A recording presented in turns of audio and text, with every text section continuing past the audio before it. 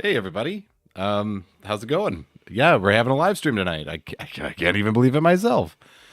I will warn you right now, there will not be a live stream next Friday or this coming Friday because I will be at a trade show. So there's that. But I can be on right now, so I thought I would be. I miss doing this, and I'm so glad to be getting back into the swing of things.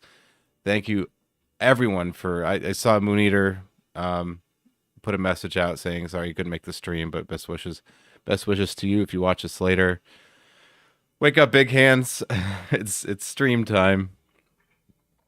Mm. Um, my work day it's next Saturday, not today. Oh, okay. Well, so yes, I'm back ish. As you guys can tell, I am back in the swing or trying to get back in the swing of creating content after it's not like riding a bicycle where after 3 months of hardly anything but a YouTube short, it gets really tough to get back into the swing of things, finding the time back in the day, scheduling it out, getting back to learning or relearning how to use all the editing software and how all of this stuff works, all this technology. I do have a second camera here, which see if I can get this going. Yeah, hello, hi. And that's if we ever want to do card stuff. I got my close-up mat here, which is pretty dang cool. This is look at that. That's a thick boy there. Look at that. That's thick with I don't know, three C's. It's a very thick close-up mat. I'm using that for the trade show coming up, and then it'll probably live here on my desk for live stream content stuff. But yeah, it's cool. It's cool. I hope to get to use it tonight. How's everybody doing? Hopefully they're good. But sound off. I'd love to hear what this Friday brings you. Hopefully it's all good stuff. I am been have had a couple of days off here where I haven't had to do any shows. I haven't had to do anything for coming up almost on a week now. So it's been really nice to just kind of recharge the batteries, refamiliarize myself with all the technology, work on some new effects that I want to include this year. Um, and we already have some questions, which is great. I love that. I love answering questions. Yes. So anyway, back into it, and bear with me as I kind of find my footing again. Okay. Moon Eater says, "How do you deal with knowing how a trick works, but still want to try to enjoy it as if you didn't know the secret?" Uh, so I just enjoy it a different way. So I look at it as um, I just enjoy the presentation of it. Did they do anything? Did the person performing it do anything to make the trick their own? What was the thinking behind the way that they assimilated the trick into their own personality? How they presented it? How good was the skill involved? All those kinds of things. And so that's kind of how I look at magic now. Like, I if I get fooled, it's a treat, and I think that's true for all of us. If we get fooled, like that's the best thing in the world. That's why we got into magic in the first place, and to have a taste of that again is such a wonderful gift to give to another magician. But now I just look at it.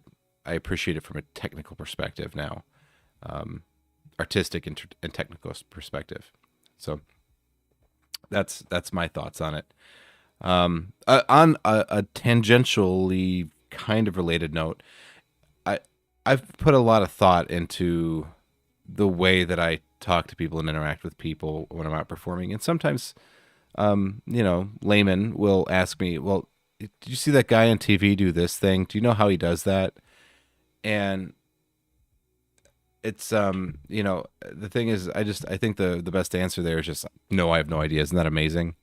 You know, I feel like magicians sometimes feel like they need to protect their own ego, and that might be why we got into magic in the first place. Not all of us, but I know for me personally, I didn't have much of I wasn't very comfortable talking to people until magic kind of entered my life, and then I had a vehicle and a means in which to be able to talk to people, and made me an outgoing person. But without it, I don't know where I'd be. So I feel like there's this feeling that I watched a lot of other magicians do this. I remember I did this to myself earlier, in my career and life as a magician was I would say stuff like, "Oh yeah, that's easy. I could do that, whatever." And I don't think that's the right answer. I think you don't build yourself up by diminishing others. So I think that that's maybe an important for whoever needs to hear that, maybe an important lesson to think about.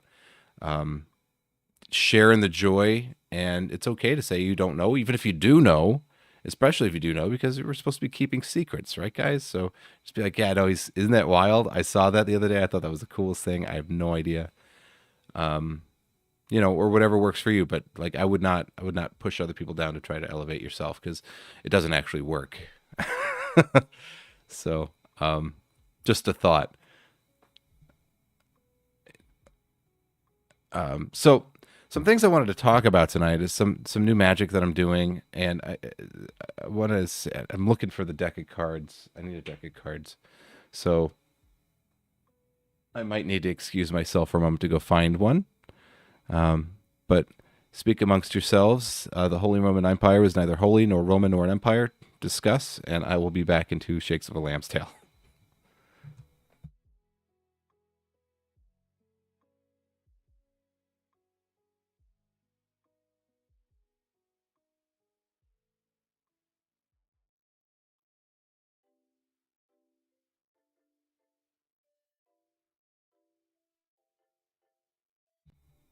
Couldn't find my unmute button. It's a little touch button, so there's like no nub or anything. If I was gonna tell Elgato to fix anything on their Wave XLR interface, it would be to raise the plastic a little bit so you can actually feel